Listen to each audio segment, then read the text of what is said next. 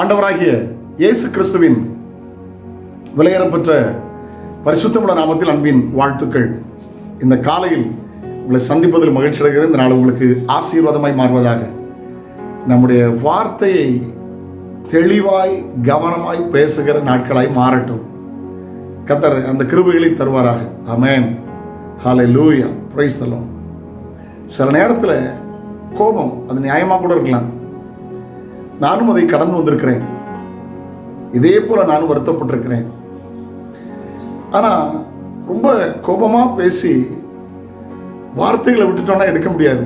உறவுகளை உடைத்து விடும், நட்புகளை இழக்க பண்ணும், அவங்களையும் சோர்ந்து போக பண்ணும், நம்மையும் சோர்ந்து போக பண்ணும். எல்லாம் முடிஞ்ச பிற்பாடு பேசுகிற நேரம் நியாயமாக இருக்கும். அதுக்கு பிற்பாடு குற்ற உணர்வு இருந்துச்சா, நம்ம அப்படி பேசாமல் இருந்திருக்கலாமே. பல நேரம் கடந்து வந்திருக்கிறேன். ஆகையினால் இன்றைக்கி நான் பேசுகிறேன். தமிழில் சொல்லுவாங்க கோபம் பாவம் பழி அப்படின்னு. கோபம் பாவத்தை உண்டாக்கும், பாவம் பழியை உண்டாக்கும். முதல்ல சிந்தனையில் இருக்கிறது வார்த்தையில் வரும், அது செயலில் வந்துடும். அதனால் கோபத்தை விட்டுறணும். முதல் குடும்பம் ஆதாம் ஏவாள், அவங்களுக்கு பிள்ளைகள் காயின் ஆபேல். உள்ளத்துக்குள் ஏற்பட்ட தவறான எண்ணம் கோபத்தை உண்டாக்கி கடைசி பாருங்க, சகோதரனை கொலை செய்தான். அவன் வார்த்தை விடுந்துச்சு தெரியுமா, என் சகோதரனுக்கு நான் காவலாளியோ அப்படின்னு கேட்குறான். ரொம்ப கவனம். ஒரு தேவனுடைய வார்த்தையை வாசிக்க கேட்கலாம். நீதிமொழிகள் 15:1.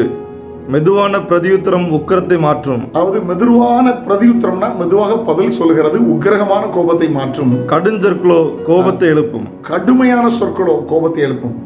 நீங்கள் எப்படி பேசுறீங்களோ அப்படிதான் பிள்ளைகள் இருப்பாங்க. நீங்கள் எப்படி பேசுறீங்களோ அப்படிதான் உங்கள் பெற்றோர் இருப்பாங்க. நீங்கள் எப்படி பேசுறீங்களோ அப்படிதான் முதலாளி இருப்பாங்க. நீங்கள் எப்படி பேசுறீங்களோ தொழிலாளி இருப்பாங்க. உங்கள் வார்த்தை எப்படி இருக்கு? அமெரிக்கா ஜனாதிபதி ஆபிரகாம் லிங்கன் சில நேரம் யார்ட்டையாவது கோபமாக பேசணும்னு நினச்சா அதை கடிதத்தில் எழுதுவாரான்.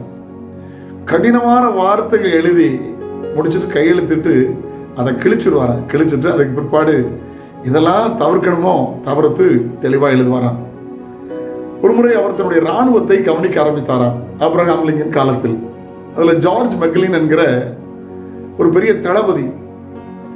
அவர் சரியாக செய்யலை, அவருக்கு பயங்கரமான கோபம் வந்துச்சு. அவர் என்ன எழுதினாராம் தெரியுமா? அருமையான வார்த்தைகள் எழுதி, சில காலம் இராணுவ பொறுப்பை எனக்கு இரவலாய் தாருங்கள், நான் சரி செய்து திருப்பி தருகிறேன் என்று எழுதியிருந்தார்.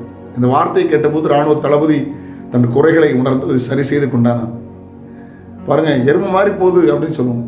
அதே மாடு தான் பசு மாதிரி போகிறான். ரெண்டு மாடு தான். ஆனால் எருமைன்னு சொன்னால் கோபம் வரும், பசுன்னா கோபம் வராது. வார்த்தையில் தான் இருக்கு.